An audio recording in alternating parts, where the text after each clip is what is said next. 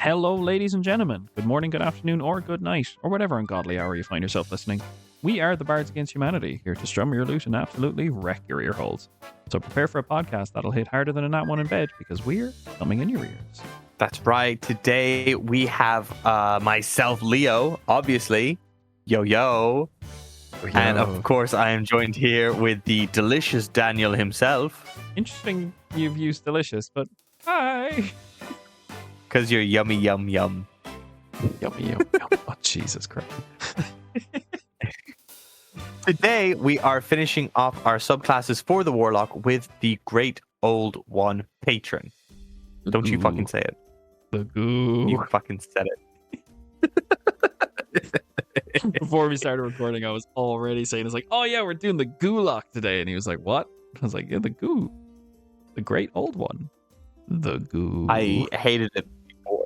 I hated it before, and I still hate it now. Just please. It's all I ask. All I ask is please. Could we do Great OO? Great Oop? Could we do that? Great No, Oop? I'll just call him Goop. It reminds me of I know it's not. What was Meet the Robinsons guy? The villain, was he Goop? He could have been Goop or Goob. We'll find out. Off to the internets we both go. Apparently, Bowler Hat Guy is the main antagonist of the Disney Pixar animated film Meet the Robinsons. He's a time traveler from the future and is known for his distinctive bowler hat and his sinister plans to change the course of history. Oh, no, come on, Goob. give me more. Michael Goob Yagoobian. So it's Goob, not Goop. Never mind. Yeah, you were Great Old One Bastard. It's Goob. The great old owl bastard. Goob. You can call him Goob. I'll be fine with that. There we go. It's still Goob. All right.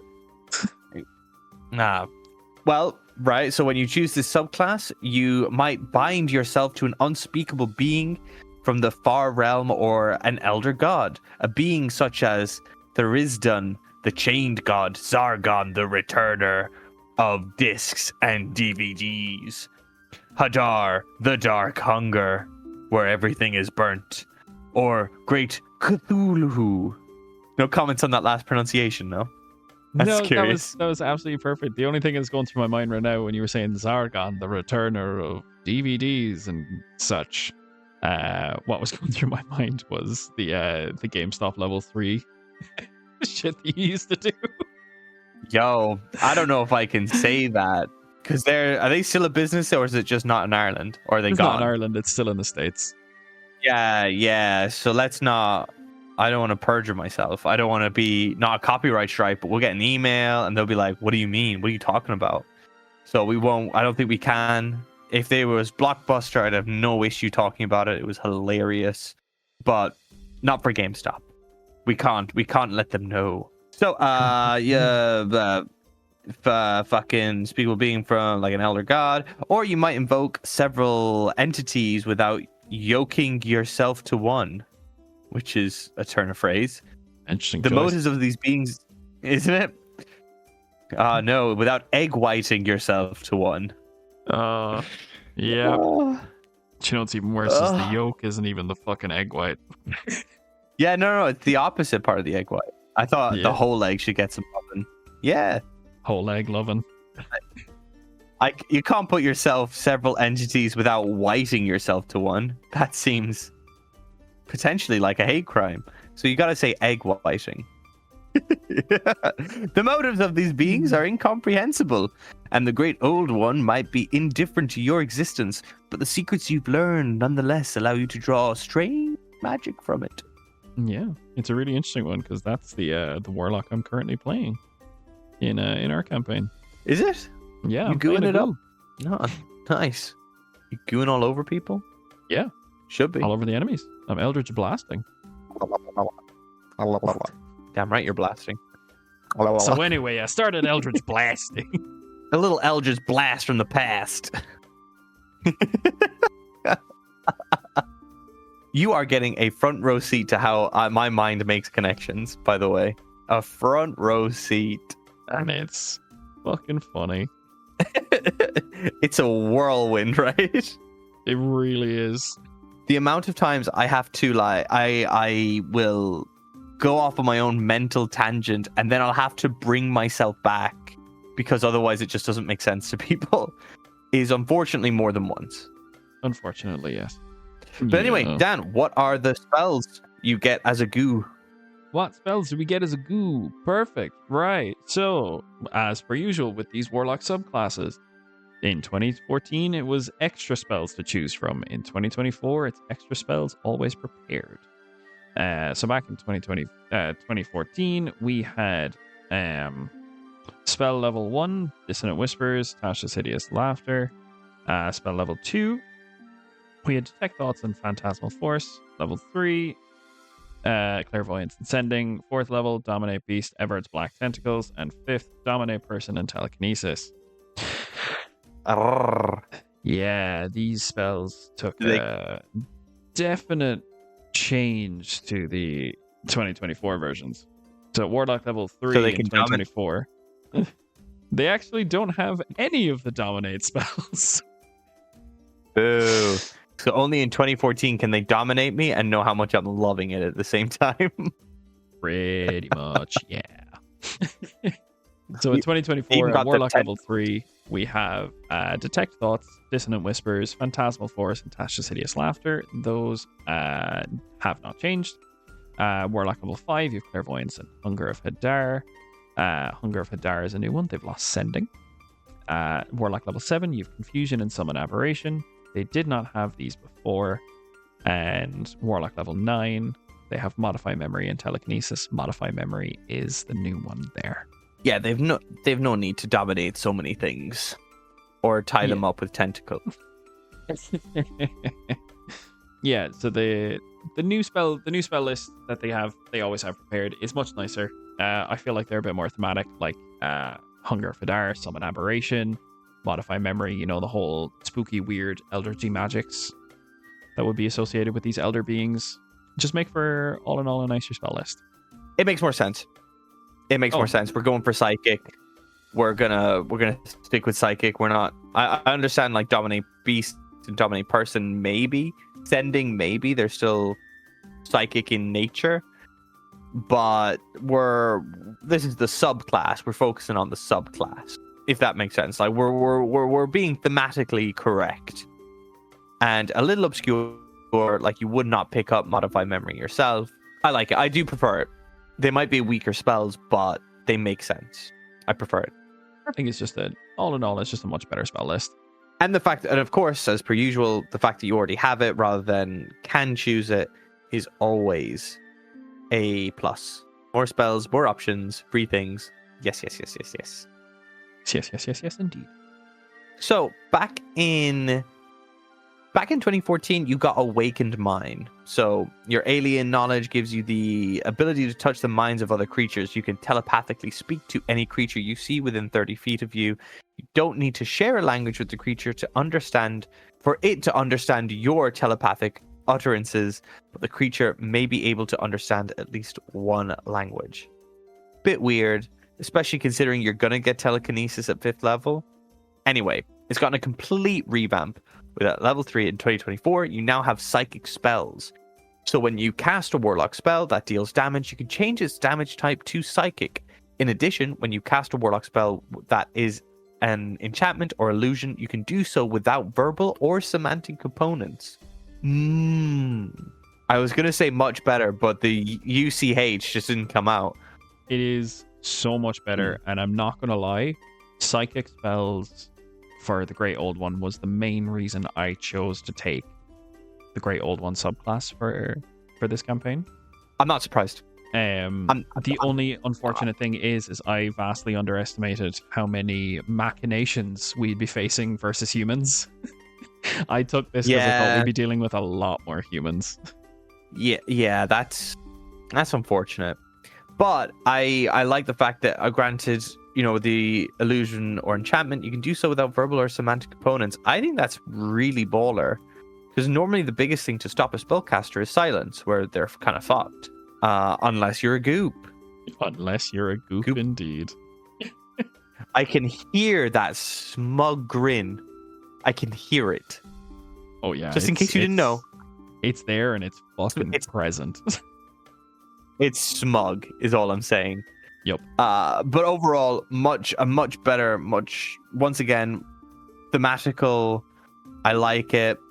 I think any opportunity to be able to change a damage type is always super awesome, especially with psychic. Very rare for something to be resistant to psychic damage.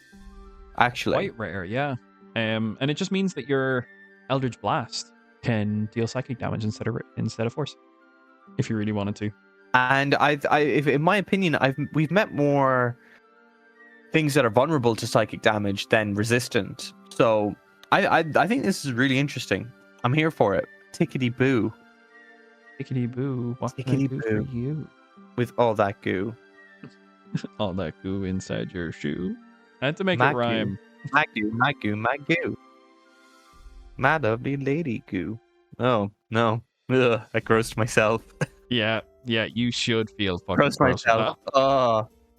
I was just going with the song.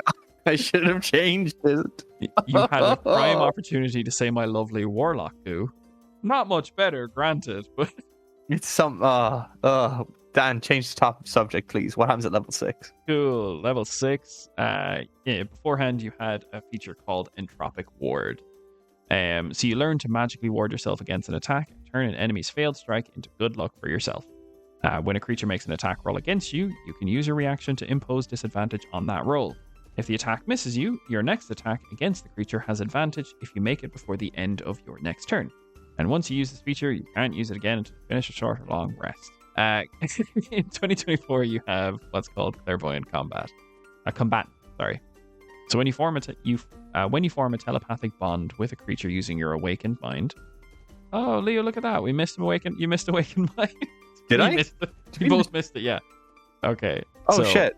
Dan, do you want to? Dan, what happens at level 3? Do you want to go over the level 3 awakened mind, please? Yeah, sure. I'll do it really quickly. Tangent, but really important one.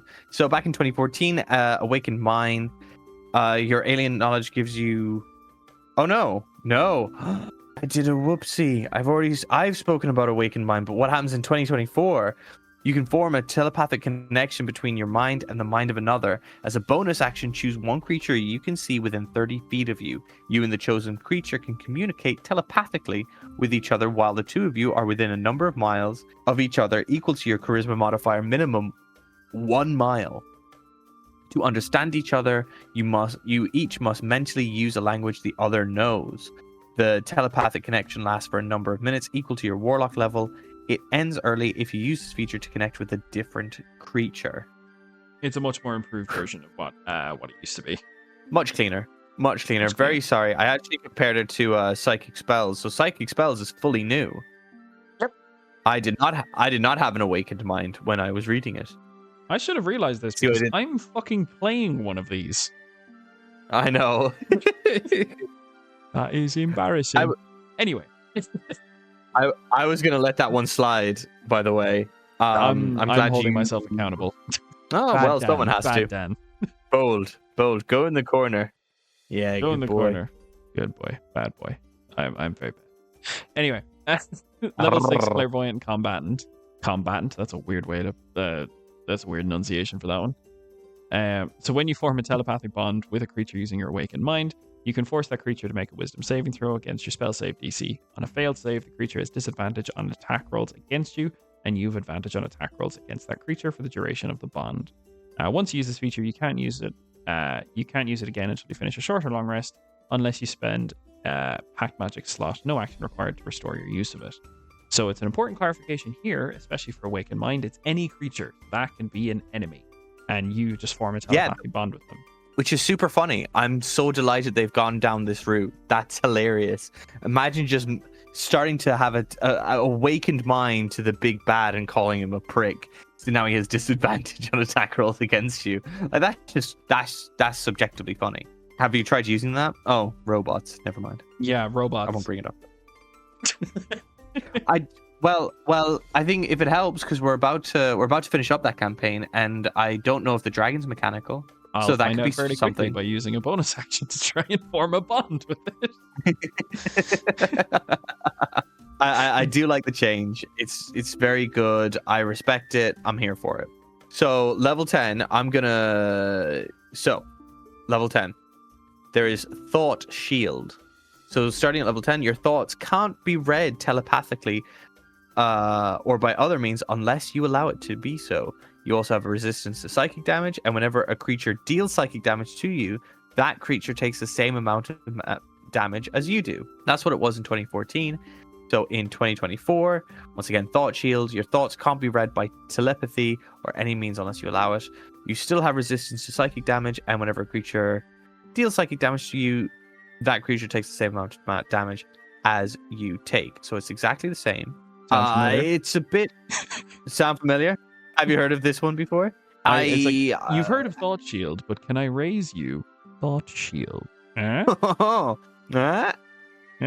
I mean, it's cool that you're able to deal it back. Once again, the resistance to psychic damage we said before, it's pretty rare, so it's not that great. But what I will say is that in 2024 they did not stop there for level 10 features. They knew this wasn't enough. So what else did they get in level 10, Sir Daniel, my delicious Daniel? You can stop calling me that.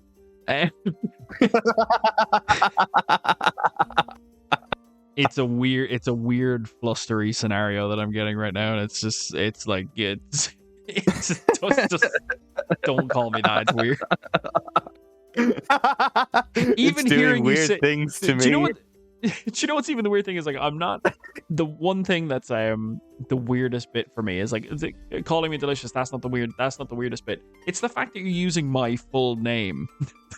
It's not out of the realms Dan for is you only to just one call syllable. me weird shit, but like, you're using my full name. You always call me Dan.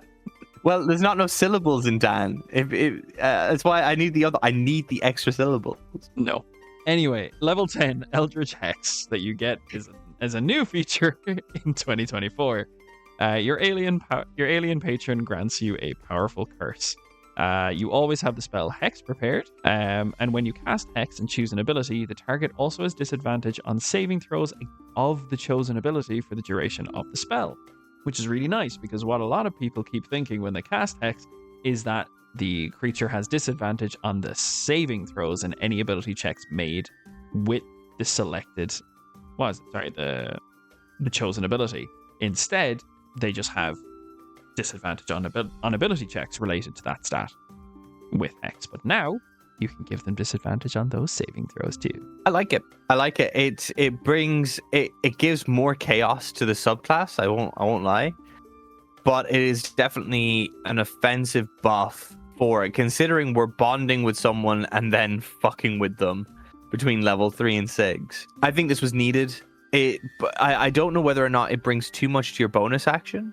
So obviously it's a bonus action to connect, and then now granted, but I would assume that you would just bonus action connect and then bonus action on your next turn you bonus action Hex, because there is no save for Awakened Mind. It just is. There's also no which save is pretty for funny Hex. again. There's no save for Hex. I like it. I like the fact that we're slowly but surely deteriorating this enemy. Yeah, it's really, really good, especially because beforehand, what you used to do, what a lot of people did to optimize their use of Hex was to give them disadvantage on strength-related abilities, which meant that grappling and shoving was a lot easier for like enemies that might have had high strength, which was really, really, really nice, giving you a little bit more of a chance to be able to grapple and stuff. But now you can give them straight up disadvantage on saving throws related to Hex, or related to whatever ability. Sorry, it's really cool. Actually, yeah, I was about to say there's a real flexibility, because even though, let's say, you need dexterity for some reason, but the majority of the rest of your party, let's say they're other spellcasters, and they're like, oh, we really want to do this, we need their constitution fucked. You can be that person. Do you know what's something that's really interesting, Leo? What's that? There's not a single ability check in the game related to the constitution stat. No, fuck no. God fucking damn it. I implore you to open up your character sheet right now and try and find an ability check that says con next to it, and not like dex, strength, wisdom, intelligence, charisma. I'm looking. Okay. No. Well, granted, there is not many Saving throws. Oh, that's what we're looking for, really. I need a saving throw. I'm like, I've got holding your breath. Yeah, that's ability checks. throw. There are some. There are no ability checks for Constitution. Some DMs can ask for holding your breath or pushing something that's really heavy. Yeah, they ask you for a Constitution saving throw. No. Anyway, moving on. Leo, what do you get at level 14? Well, I'm glad you asked, Leo. I'm glad you asked. So at level 14, in 2014, you got Create Thrall. You gain the ability to infect a humanoid's mind with alien magic from your patron. You can use your action to touch an incapacitated humanoid. That creature is then charmed by you until a remove curse spell is cast on it. The charm condition is removed from it, or you can use this creature again. You can communicate telepathically with the charmed creature as long as the two of you are in the same plane of existence. I want to make one tiny clarification there for anyone that's getting confused. It's not until you use this creature again. It's or use this feature again. Use this feature. Use this creature again. Go over there. Now go over there. No, it's broken now. It's broken. Anyway. No. But in 2024, it has gotten a revamp. So when you cast Summon Aberration, you can modify it so it doesn't require concentration. If you do so, the spell's duration becomes 1 minute of that casting, and when summoned, the aberration has a number of temporary hit points equal to your Warlock level plus your Charisma modifier. In addition, the first time each turn, the aberration hits a creature under the effects of your Hex. The aberration deals extra psychic damage to the target equal to the bonus damage of that spell. I like it more. I like it a lot. The old one more. No. I do. Why? It has a wide utility range, except for the fact that like remove curse is quite prevalent in like later levels, especially around the 14th level. I do like that ability more than I enjoy Create Thrall, the new version. While I'm not gonna lie, casting Summon Aberration for a minute with no concentration is really, really good. You can concentrate on other spells that require it. Gains extra temporary hit points equal to your Warlock level and your Charisma, and it can deal extra psychic damage to your Hex target. That is really, really good. And I'm not going to lie, it's probably a better ability. I just prefer the style of the old one. Where you have to wait for a humanoid to be dead. Sorry, incapacitated. If you've got a good party before you can do anything, it's not exactly difficult. What if you don't? That's why you need your aberration. You need another person in your party that's controlled by you. Yeah, but the other one's kind of cooler. It's just there's a load of uses that you can use it for, especially like if you incapacitate a member of a gang you're trying to infiltrate, and because they're charmed by you, they're basically acting as a mole. Stuff like that. It provides some really interesting use cases. I mean, I see where you're coming from. I know you're a big, massive role player, but for me, when it comes into like combat, because realistically, I must say, your personality kind of comes through your character nearly no matter how hard you fight it. Like you are still you. It's very difficult for you not to be you. I much prefer it. I much prefer this honestly. I can understand where you got value from 2014's one, but 2024 one slaps. It's slap-a-dap-a-doo. Yeah, it's really good. Of the goo. It's really, really nice. It all slaps over the you. goo out of the Warlock. It puts the goo back in. You've lost a shoe from the goo. Do. How do you feel about that? I feel goo. I knew where you were going with that. So as a whole, how do you think the goo fares in your mind? I think I'm very much leaning towards more of an aid, actually. I quite like this. It's very appropriately thematic. It knows what it is. Everything is beautifully interconnected. I like the capstone ability. You can get bent. Well, I don't dislike the capstone ability. Don't get me wrong. It's really, really good. I just like the applications of the old one more. Like, we've combined our great old one spells with a level 10 ability. It just works really well. 8. What about you? Honestly, I'm there with you on 8. Everything works really, really well together. There's not a single bad ability in the lot. The new Awakened Mind is really good. Granted, I think the time that you can use it for, like, it actually has a time that you can use it for, because beforehand it was just anything within 30 feet you can communicate telepathically, but now you can telepathically communicate with anything that's up to a mile away. at minimum. 6 minutes equal to your Warlock level. Yeah. So at most 20 minutes. But when you get it, you get basically 3 minutes of time. You can use it on an enemy so that you're able to potentially impose disadvantage thanks to Clairvoyant Combatant. You gain resistance to psychic damage. You can change your spell's damage type to psychic as long as it's a Warlock spell. Improved uses for Hex. Improved aberrations that you can summon, and summon aberration. The new version is actually is quite a solid spell and scales really, really nicely. So yeah, I'm there with you on an 8. The GOO is good. GOO is good. And I think, dear listeners, that brings us to the end of another session with the GOO is good. Where the dice are hard, the jokes are harder, and our standards are at an all-time low. If you enjoyed this chaos, be sure to follow and subscribe. YouTube, TikTok, Instagram, the lot. But if not, at least we finished, even if you didn't. Goodbye. Goodbye. See what I did there? Yeah? Huh? Yeah. I can feel the disappointment. Good. See how I said it normally? Good.